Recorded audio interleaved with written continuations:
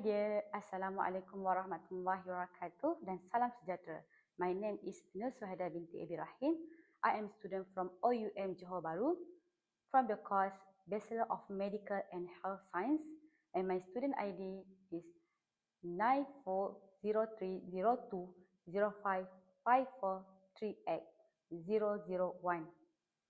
Today I would like to share my favorite hobby, which is traveling.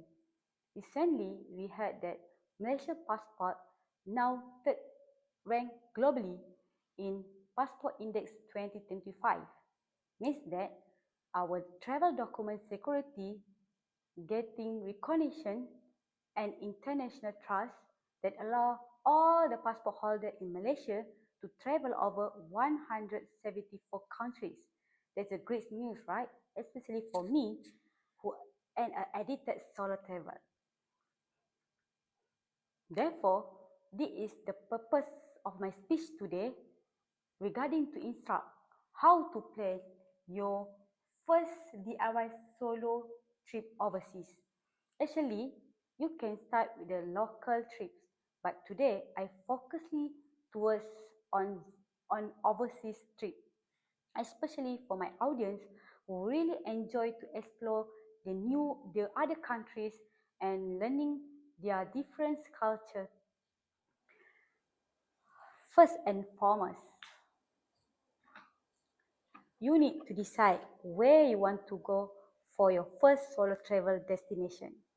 When you're done pointing out where you want to go, means that you require follow up with a lot of self-research. First thing first, regarding the safety condition, I advise you to avoid travel to the high-risk countries regarding their health, safety, and also their stability issue.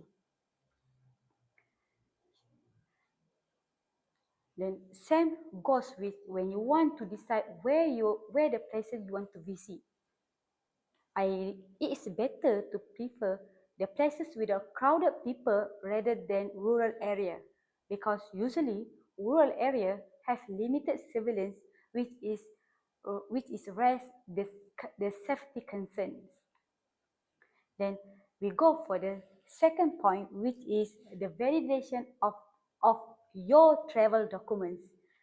They have 4 compulsory documents, which is your flight ticket.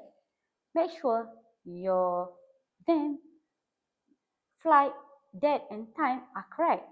Second, regarding your passport, it is valid for minimum of 6 months. Then followed with the entry requirements. Different countries have different requirements. Certain countries still require for electronic travel authority.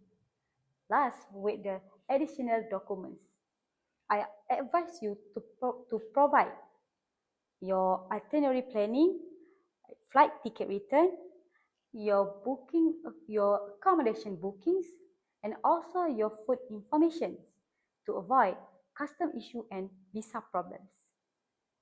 Then we go for the third point, which is go through all your itinerary planning research. I divided into 2, which is your accommodation issue, and secondly regarding your transportation. Regarding your accommodations should be strategically located, means that your accommodation should be near with the transport hubs, your tourist spot you want to visit, and nearest with the convenience store. It not only save your energy, but also save your money and time too. Remember, avoiding to stay at remote area, especially for human solo travel. Then, for your transportation issue, I recommend it to prefer public transportation, such as buses, trains, and also their subway. I know usually their cities providing complicated and haywire subway routes, right? Means that you need to choose the right navigation tool to help you in getting the right direction and also the right routes. Certain countries have their own navigation tools, such as Korea have the naval maps, and UK also have City Mapper. But don't worry, Google Maps is still widely used in most countries. Next, we go for the last point, which is make sure you have the backup plan. It, it is essential planning to overcome the unwanted or unexpected situations. I suggest I have four suggestion backup plans, which is first, I advise you to provide yourself with information in making reports regarding your stolen or lost travel documents or your belongings, such as your wallet, your passport, your luggage, and also your electronic gadgets. Then for the second backup plan is regarding your additional efforts.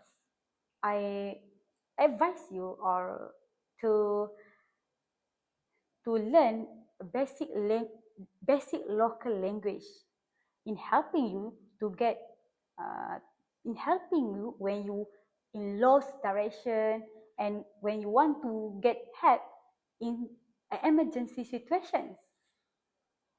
And for the third is regarding your medication. For regarding your medical issue, I highly recommend that you take out travel insurance. In, if you have non-medical illness, I advise you to bring your own medications. And the last backup plan is regarding your finance. Divide wisely your travel finance. You need to have emergency finance. Also, I recommend you to bring in communication cash and credit or debit cards. To conclude my speech today, I think solo travel can help you to, to be more independent and boost up your confidence in making decisions and enhance your social skills. I end my speech with a short advice. If you ever thought about starting your first solo trips, I advise you proceed with it. Don't be hesitant. Challenge yourself and ready for new adventurous experience to explore. The mistake happened on a trip will be lesson on another trip. So just enjoy your trip, stay flexible, and stay safe. Thank you for listening. Bye bye.